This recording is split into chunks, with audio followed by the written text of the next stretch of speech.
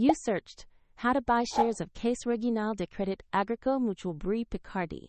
This company is a regional mutual bank listed on Euronext under the ticker CRBP2.PA, and this video is educational only, not financial advice.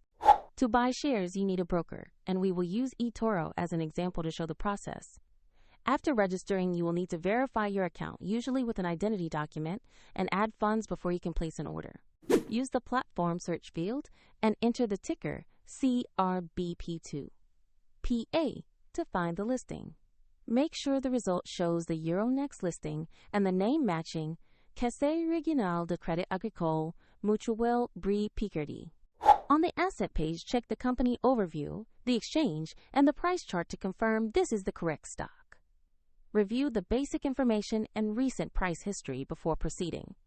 Click the Buy or Trade button, enter the amount you want to invest, review the order details, and confirm the purchase. If the market is closed, the order may be queued or executed according to platform rules. And if you lack funds, the platform will prompt you to add money before final confirmation. Your new position will appear in your portfolio where you can monitor it. A link to eToro is in the description if you want to explore the platform further.